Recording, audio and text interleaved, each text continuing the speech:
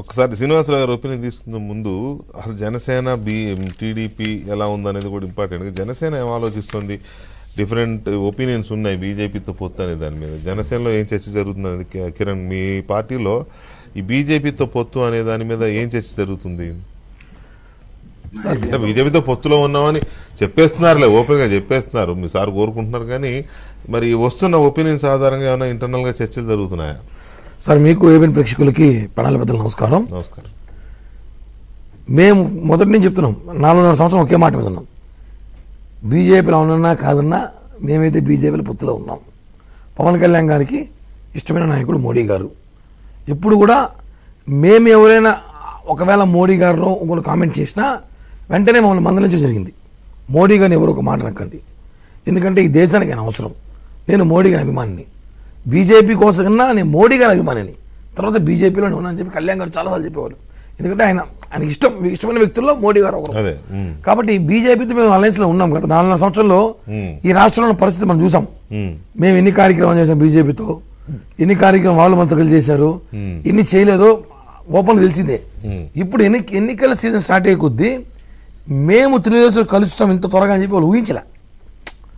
మనతో పొత్తులో ఉన్నారు కదా, టైం పడుతుంది, అన్ని సంక్రాంతి తర్వాత అనుకున్నారు. మన అడగకుండా ఏమి చెయ్యాలి అనుకున్నారు, డైలాగ్ ఉండిపోయినట్టున్నారు.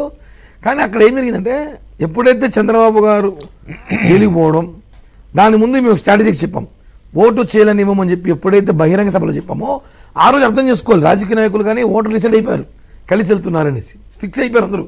కామన్ పీపుల్ అర్థం చేసుకోవాలి, బీజేపీకి అర్థం కాలేదు, కొంతమందికి అర్థమైంది, కొంతమందికి అర్థం కాలేదు. అర్థమైంది, కలిసి వెళ్తున్నామంటే మనం కూడా కలిసి వెళ్ళాలేమో, లేదా మనం కలుపుకు వెళ్తారేమో, మనం అడిగి వెళ్తారేమో. రఘుకి అర్థమైంది కానీ రఘు వాళ్ళ ఫ్రెండ్కి అర్థం కాలేదు. వాళ్ళ ఫ్రెండ్ కూడా ఉన్నాడు ఒక ఆయన. ఇలా ఇంత డైలాగ్ ఉన్నప్పుడు పవన్ కళ్యాణ్ కొండ బద్దలు కొట్టేశాడు, ముసుగులు గుద్దులాంటిది. కానీ నేను తెలుగుదేశం కలిసి ఎలక్షన్కి వెళ్తున్నాను, పొత్తులో వెళ్తున్నాం, క్లారిటీ ఇచ్చేశారు. ఇచ్చుకు 2 months అయింది. 2 నెలలుగా మేము తెలుగుదేశం కలిసి సంసారం చేస్తున్నాం, అనేక కార్యక్రమాలు చేస్తున్నాం, ఆల్రెడీ కమిటీలు చేసుకున్నాం, మేనిఫెస్టో రెడీ చేసుకుంటాం, అన్నీ జరుగుతుంది. ఈ మధ్యలో బీజేపీ అనేది పవన్ కళ్యాణ్ గారి కోరిక 2014 రిపీట్ అవ్వాలి, మోడీ గారిని ప్రధాని చేయాలి, రాష్ట్రంలో బీజేపీ ఎంపీ సీట్లు కానీ ఎమ్మెల్యే సీట్లు కొన్ని 14 ఎలా ఇచ్చాలో ఇచ్చుకొని మోడీ గారి కోసం రాష్ట్రంలో బీజేపీని మనం మనతో పెట్టుకుందాం అనేసి. ఎందుకంటే రాష్ట్ర నాయకత్వంతో ఆయన పెద్దగా పట్టించుకోవాలి. బీజేపీతో పొత్తు విషయంలో మీ పార్టీలో భిన్నాభిప్రాయాలు లేకపోతే ఏమి లేవా? అందరూ ఒకేలా ఉండరు కదా సార్, రకరకాలు ఉంటారు. అదే అంటున్నా. ఫైనల్ కళ్యాణ్ గారు ఏంది అదే అది ఓకే, ఎన్ని తీసుకున్నా చివరికి గోల్ బాల్ ఆడిపోతుంది, కళ్యాణ్ గారి దగ్గరికి వెళ్తుంది. Boss is right, ball ball అలా పోతుంది. కాబట్టి ఆయన డిసిషన్ ఇది, ఆయన ఏం చెప్పినా మేము కాదు కూడదని చెప్పారు. ఎందుకంటే కాదంటే ఉంటారు అక్కడ. ఆయన ఆలోచన కరెక్ట్గా ఉంటుంది కదా, ఉండడం గురించి కదా ఆయన ఆలోచిస్తాడు. ఏంటి రాజకీయం, ఏంటి పరిస్థితి, ఓటు చేయాలని ఇవ్వకూడదు, జగన్మోహన్ రెడ్డి దిగాలి, ఏం స్ట్రాటజిక్స్ ఏం చేయాలి, ఏబిసి సిబిఏ ఎట్ట కావాలో చూసుకోవాలి. సిబిఐ కదా సార్, సిబిఐ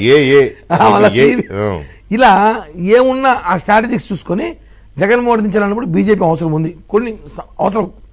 రేపు సెంట్రల్ ఫోర్స్ కానివ్వండి, ఎలక్షన్ చేయడానికి కానివ్వండి, బీజేపీ అవసరం ఉంది, మోడీ గారు సపోర్ట్ ఉన్నారు. కాబట్టి కళ్యాణ్ గారు ఓపెన్గా చెప్తారు, మనం కలిసి వెళ్దాం ఆలోచన వారు. కాబట్టి వెళ్తారా లేదా అని చాలా డౌట్ ఉంది. నాకైతే వెళ్తారని నమ్మకం ఉంది. వెళ్తారా లేదని డౌట్ అయితే ఉంది. నాకైతే ఒక జనసేన పార్టీ నాయకుడిగా వెళ్తామని ఆలోచన అయితే ఉంది. ఇంకా డౌట్ అయితే ఉంది, కొంతమందికి ఉందేమో.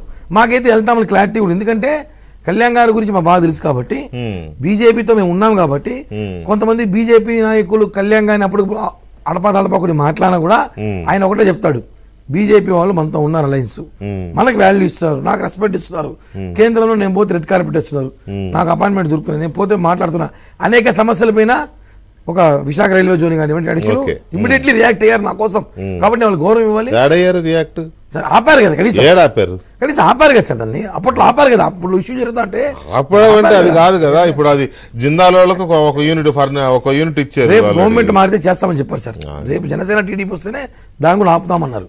అంటే కొన్ని ఆపడానికి గవర్నమెంట్ మారడానికి సంబంధం ఏంటండి? అలా కాదు, మాట ఇస్తున్నాం కదా. వీళ్ళు ఇప్పుడు 150 ఎమ్మెల్యేలు ఇచ్చారు, 23 ఎంపీలు ఇచ్చి వీలేం చేస్తారు. గవర్నమెంట్ లేదు కదా. అంటే గవర్నమెంట్ మారితే అది ఆగుతుంది, లేకపోతే పోతుందా? అలానే కాదు, గవర్నమెంట్ మారుతుంది, ఆగుతుంది, గవర్నమెంట్ మారుతుంది. ఇప్పుడు అందరికంటే ముందు కేంద్రం దగ్గరికి వెళ్ళింది పవన్ కళ్యాణ్ గారు.